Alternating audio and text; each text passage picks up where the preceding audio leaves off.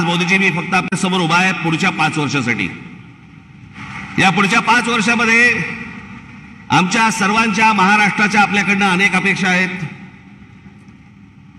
त्या मला फक्त अपेक्षा आपल्या समोर फक्त बोलून दाखवायच्या आहेत, याच्यापेक्षा मला कुठचंही लंबचौडं भाषण नाही करायचंय। त्यातली पहिली अपेक्षा आहे की गेले अनेक वर्ष खितपत पडलेला मराठी भाषेला अभिजात भाषेचा दर्जा मिळावा, ही गोष्ट आपण पंतप्रधान झाल्यानंतर मराठीला तो सन्मान मिळेल अशी मी मोदीजींकडे अपेक्षा व्यक्त करतो आणि ती होईल, तितक्याच धाडसाने ती होईल अशी मला खात्री आहे। दुसरा विषय, कारण बाकीचे कसं आहे, बाकीच्या सगळ्या गोष्टी महाराष्ट्रामध्ये करण्यासाठी म्हणून आमचे देवेंद्रजी आहेत, एकनाथराव आहेत, अजितदादा आहेत, बाकीचे करतील।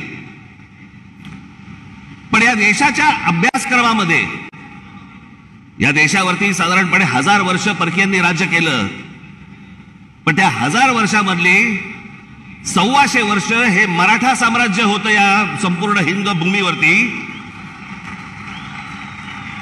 त्या मराठा साम्राज्याचा इतिहास हा शालेय शिक्षणामध्ये मुलांना लहानपणापासून शिकवला जावा की जेणेपासून हा देश कसा उभा राहिला हे या अख्ख्या देशातल्या मुलांना आणि भविष्यातल्या पिढ्यांना कळेल। तिसरी गोष्ट,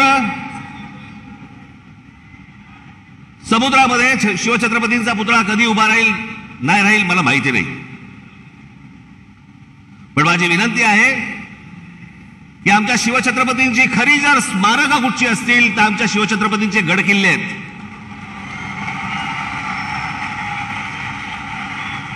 आणि या गड किल्ल्यांना पूर्वीचं ऐतिहासिक वैभव प्राप्त करून देण्यासाठी म्हणून आंतरराष्ट्रीय दर्जाची एक समिती नेमावी। भविष्यातल्या येणाऱ्या पिढ्यांना, या देशातल्या पिढ्यांना कळेल की आमचा राजा कोण होता आणि त्यांनी काय इतिहास गाजवला हे त्या आमच्या गड किल्ल्यांवरनं कळेल। याच्यासाठी म्हणून आपल्याकडनं गोष्ट व्हावी अशी माझी अपेक्षा आहे।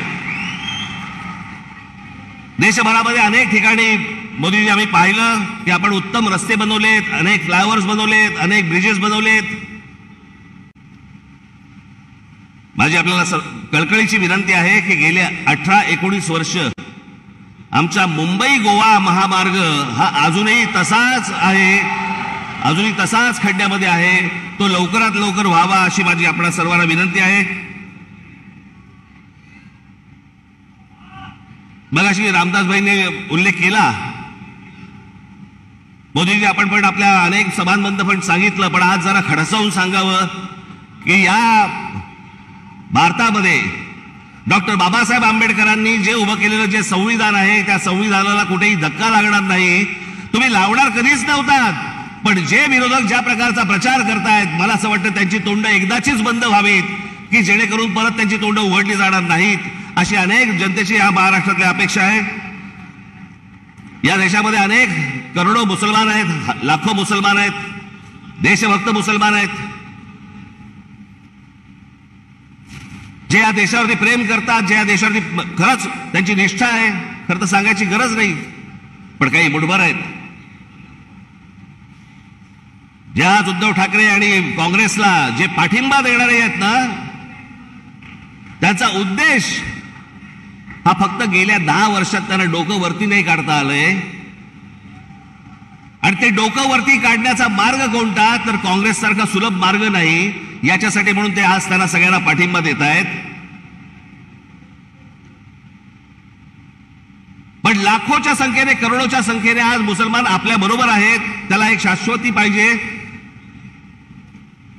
त्याला मनात आदर आहे, तो काम धंदेवाला आहे, त्याला काम करायचं या देशामध्ये, तो या देशाचा नागरिक आहे, पिढ्यानपिढ्या राहणार आहे। पण मला असं वाटतं की हे जे मुठभर आहेत, हे ओवेसी सारख्या ज्या अवलादी आहेत, यांच्या मागून फिरणारे जे लोक आहेत,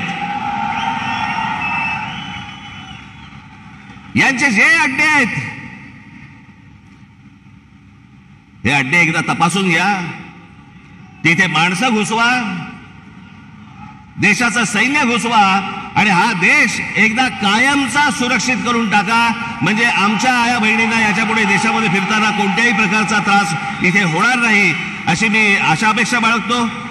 आणि शेवटचं, म्हणजे आमची मुंबईची रेल्वे. लाखो प्रवासी या रेल्वेने प्रवास करतात. या प्रवास करणाऱ्या रेल्वेच्या संपूर्ण यंत्रणेवरती आपण केंद्र सरकारने आपण बारीक लक्ष द्यावं. जास्तीत जास्त त्याच्यासाठी पैसे द्यावे. जास्तीत जास्त ती यंत्रणा चांगली कशी होईल याच्यासाठी म्हणून आपण पाहावं. एवढ्याच फक्त मी आज अपेक्षा आपल्या समोर घेऊन आलो होतो. बाकी भविष्यातल्या येणारा हिंदुस्थान हा आपल्या हातून उत्तम पद्धतीने मोठा हो, जगात मोठा हो, घडो ही एक आशा अपेक्षा बाळगतो आणि आपण सर्वांची मी रजा घेतो. धन्यवाद. जय हिंद, जय महाराष्ट्र.